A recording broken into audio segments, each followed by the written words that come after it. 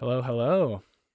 If this is your first time joining me, my name is Cole, and today we are going to be talking about why self improvement will almost never be enough. Lot to unpack here, right? Why did I say almost? What constitutes it's okay and what doesn't?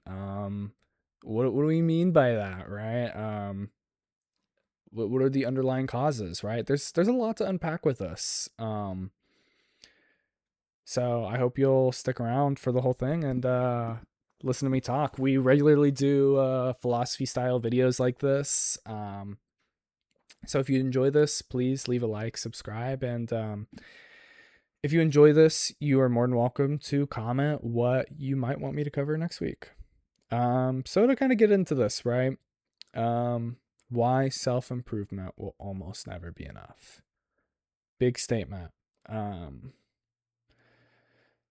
what do I mean by this? Well, I'm sure, especially in the male space, but I'm sure we've all heard this idea that women only want Chad.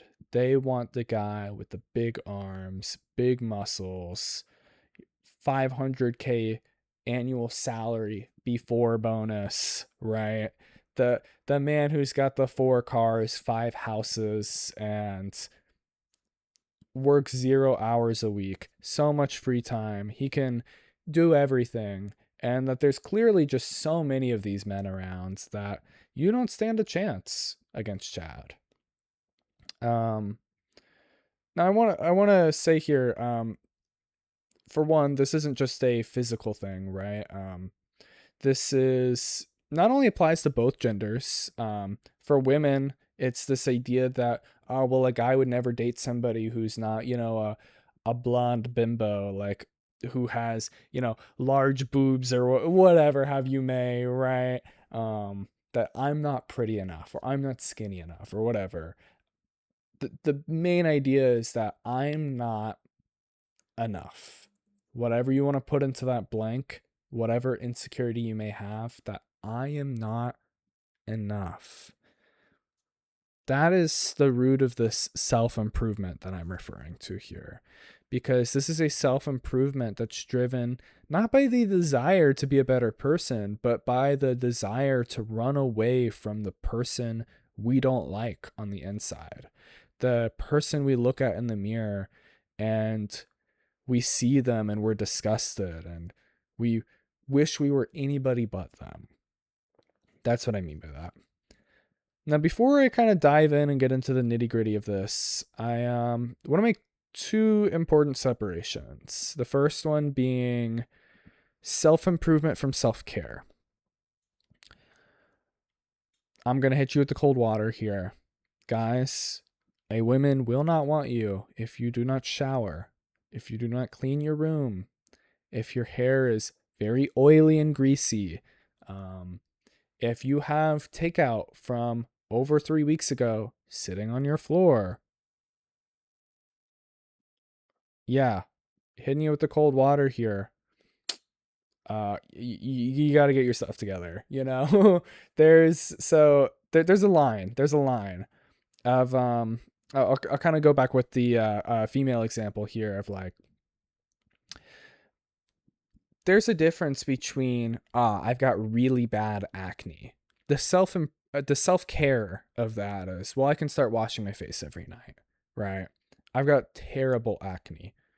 I can just use a soap and wash my face every night, and that's it. That's self care. That's something that almost everyone should be doing if they can.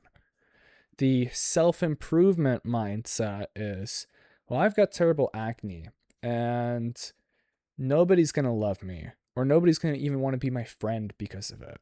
So I better cake up with the most expensive makeup I've got. So that way I can really hide the person I am underneath. It's a mask. And if people don't see my acne, then maybe they'll want to be my friend. Then maybe they'll want, to spend time with me. It's important to note this isn't just about love too. Like this is just could be friendships. This could be finding a place in your community. This could be I feel isolated and alone because of this insecurity, right? So yeah, we're drawing the line. Self-care, that's good. We want self-care. You know, if your breath stinks, let's brush those teeth. The self-improvement of I need to go get 10 whitening surgeries done and like some fake veneers implanted. No, that's not going to make you a prettier person on the inside. Sorry to hit you with that. The other separation I want to make is physical failures from self-improvement. Now, what do I mean by physical failures? Um Maybe your goal is to hit a 2 plate bench press at the gym and you fail it. And you're sitting there like, I'm not enough. Or you missed by one spot for the varsity football team and now you're on the JV football team. I'm not enough. To qualify for the basketball team, you need to jump. I don't know. You need to have like a 3 foot vertical. I don't know if that's good or not, but like you need to jump so high and you're just like 2/10 of an inch short. So you don't make the team. Physical failures in the real world are okay and are actually important for your growth and success. Um, and that's different than self improvement. If you need to run a 6 minute mile to make the cross country team and you run a 6.5 minute mile, two really great things about that. For one, your body is more likely than not physically capable, if you're an able-bodied person, of running that mile, jumping that high, meeting whatever physical qualifications you need to reach this goal. It's probably an attainable goal. But the other thing too is that it's these are not a reflection of yourself, right? Because you made the JV football team and not varsity, 10 years later, literally nobody's going to care at your office job, whether if you were on JV or varsity football. They actually probably don't care that you were into football, period. Um, so like, especially if you're a younger person, like obviously like it's heartbreaking to not make the team or to fail the bench press or whatever, right? But you get over it, you'll grow, and that's okay. Personal failures, physical failures are okay, and they're important for your growth and development as a human being.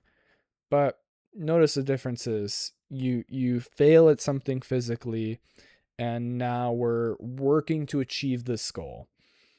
We're not trying to achieve this goal because we hate something about ourselves or we're insecure about it. The difference here is the mindset, right? One of these things, maybe we run because we love to run, whereas another thing is we run because we want to be skinny and we actually hate running, right? So, two different things. Physical failures, insecurities, those are separated as well. Now that we've kind of made those separations, we can really get into the nitty-gritty, right, of addressing the underlying problem at hand, right? Why do we feel the need for self-improvement? Um, well, I mean, I've kind of spoiled it a little bit already, but it's insecurity. It's like to be quite frank with you, you know, there's a lot of women who are like, I I'm not going to be wanted by a man because I'm not skinny enough. Or a lot of men who are like, I'm not going to be wanted by a woman because I don't have big enough muscles. Not only is there somebody out there who likes the way you look, likes the body type you have, likes the face you have, but statistically, there are tens of thousands, if not hundreds of thousands of people who are probably really attracted into the way you look or specifically the feature that you have that you're insecure about. You are a 100% unique human being. You have a very unique set of interests and preferences, likes and dislikes, and no one person shares that exactly, just like everybody else in the world. So to sit here and say, nobody's going to love me or nobody's going to want to be my friend because my biceps, their circumference is 2 inches too small from this arbitrary number I've created, that's just factually incorrect. And I'll even take it a step further of like people who have this incredible Hulk build or go down the self-improvement like alpha male Chad mindset of like, I'm just not enough, I'm just not enough, I need more, I need more, I need more, right? Whenever they reach this Incredible Hulk bodybuilder status, you're actually going to find that there's less people who find you attractive than if you just looked, I don't want to say normal because I don't want to invalidate, that achievement, but just, I guess, just, we're smaller. Some people are intimidated by that look. There's a lot of people who don't like that look. You would be shocked how many people want somebody with a little bit more fat on their body than the Incredible Hulk, than Arnold Schwarzenegger. Yeah, it's real, I promise you. Same with women. This idea that I am not skinny enough. Well, guess what? If you get too skinny and you reach anorexic status, there are plenty of guys who are very unattracted by an anorexic body compared to just a more healthy, fuller looking body. I would even go as far to say somebody would probably want a chubbier partner than an anorexic one. So, like, if you really have it in your mind that I am not skinny enough to be loved, I promise people love you right now. People love you in this moment right now. People will be attracted to you in this moment. Everyone's unique. But yeah, the underlying cause of this problem is this anxiety about an insecurity. There's something about yourself that you don't love.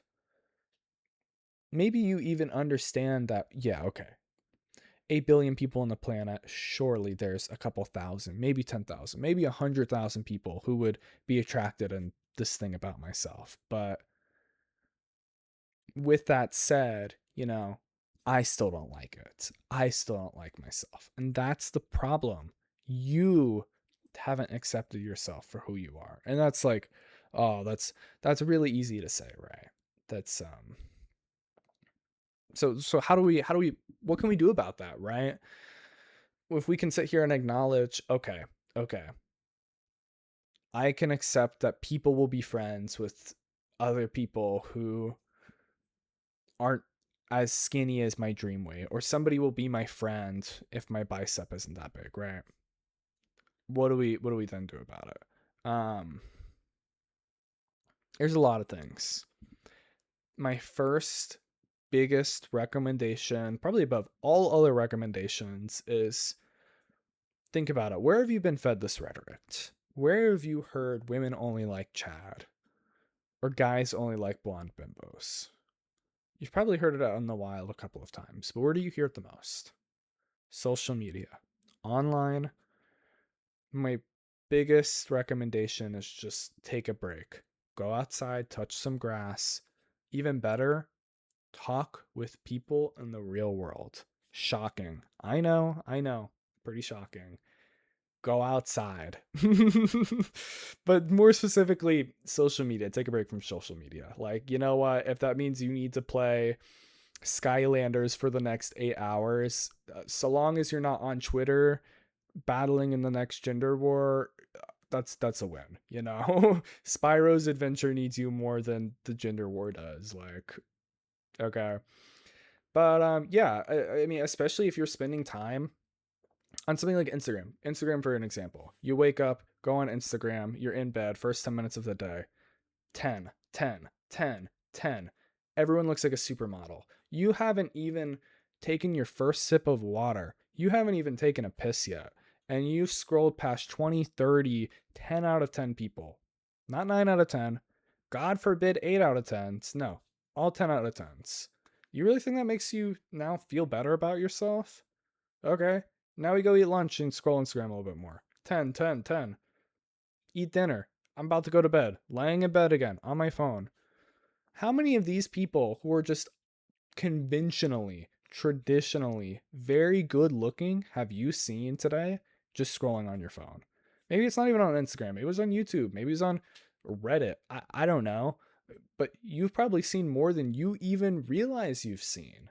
And it's almost subliminal in a way because you're just so used to it. You're just so used to just seeing these very conventionally attractive people that you don't even give it a second thought. You just process it as the normal, and that is the problem. You're processing this as this is normal. I see it constantly. I don't even give it a second thought. It's normal. And then you look at yourself and you say, I'm not normal. That's the problem. That is the problem. So, I mean, like, I'm not going to act like you haven't heard social media break from anywhere else and any other piece of advice before. That's pretty, I feel like in most avenues of life, that's a pretty obvious, straightforward, give me one. So what else can I do, right? Talk to your friends about this, right? So just what I was saying earlier, everyone's a unique person. Everyone has unique um interest preference. Ask your friends, what kind of women do they like? You know, ask your girlfriends, what kind of guys do they like? Um, Especially if you're a guy asking other guys, I promise you've heard. I just want somebody who loves me, you know? I just want somebody who I don't even care how they look. I want them to care about me. Or they're like, I need a goth mommy, right? It's like one or the other, but you get the idea, right? It's you hear these people and they're like, oh, I don't care if they're a little overweight. I don't care if they have acne scars, you know? I care that they love me. It's probably a little different with women because again, I'm not trying to generalize or stereotype, but I feel like on average they're probably more interested in physical qualities, physical traits. But even still, like, how many of your girlfriends say, I need a professional bodybuilder level physique or else I'm not going to date this guy? Probably very few. You know, if you're insecure about your body or your muscles, rest assured it's probably not as many women are into it as you think. Third suggestion, call back from our previous video a little bit. Go out in your community. What do I mean by that is a lot of time these insecurities come from a lack of identity. You don't understand yourself very well. Your identity's kind of crumbled, and you're just latching on to anything that could maybe give you an identity. That if I can get these muscles, I will get an identity, right? So find things you're passionate about. If you really like art, go join an art club. If you're really into running, go join a run club.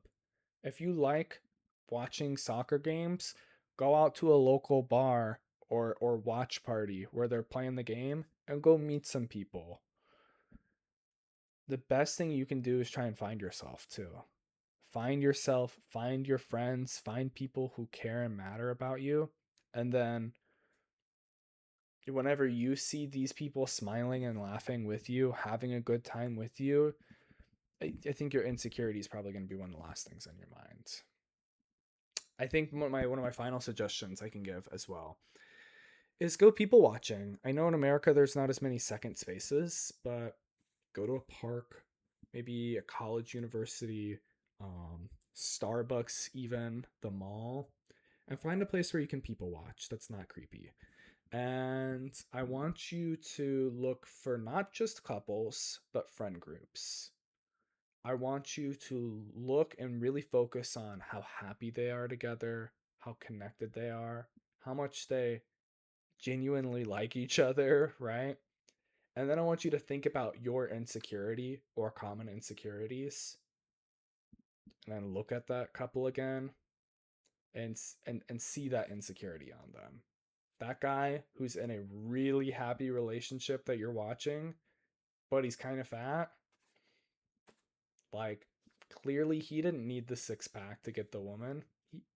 He did it just fine, you know, and so can you. That's not a miracle, that's not an anomaly, that's not a, you know, a blip in the matrix because if you sit there and you people watch long enough, you'll see it's like the majority of couples or the majority of friend groups are like this. People will be friends with you not based off how you look, but because of who you are. So, that's my 2 cents. um no, I play the devil's advocate a little bit. We'll do a little. Why did I say almost all self improvement is bad? And what I mean by that is, again, it's all about the mental. These insecurities, anxieties. It's all about your mental.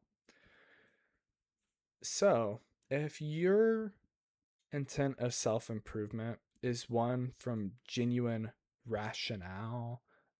You've got a group of friends and people around you who support you and are there to help you, and it's a place of genuine care and love for yourself.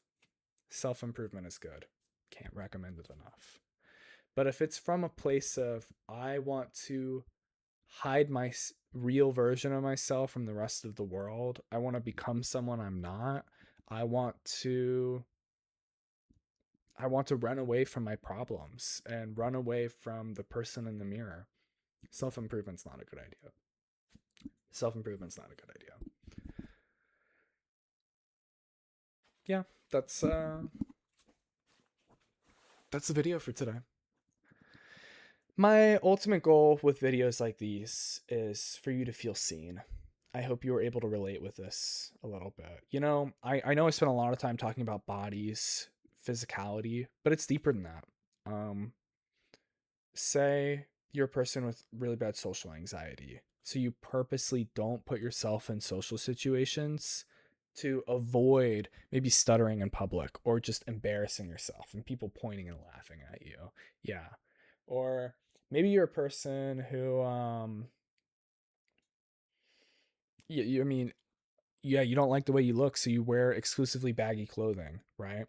And you want to wear more flowy, maybe even more promiscuous clothing, but you're afraid people will judge you. Or maybe you just think you're obnoxious, or you think, um, I talk really loud, I talk really loud. So I might as well keep my mouth shut because I don't want other people to be embarrassed or not like that about me, not like me for being me. So it's not just this physicality, it's not just a Chad or blonde bimbo problem. It's also mental. It's all mental. Maybe you don't like your own voice. You hate the sound of your own voice. So you don't talk cuz you don't want people to hear your voice. It's all mental. It's all in your head and it's not based in reality. I can tell you that much. People not only will be your friend because of you, but you can probably get you a pretty sweet partner too. That's all for today. If you enjoyed, if you felt seen, if you related to this in any way, subscribe, shoot me a comment. I'm wanting to really grow a community here. So if you have an idea for a video or something you would like to see me talk about, comment it down below. I'm a very open book. I will talk about almost anything within reason. So please, by all means, leave a comment. And I also have a Twitch. Come watch me live at Twitch. It's in the description below. And yeah, I hope y'all enjoyed. If you did, come watch another. See you around.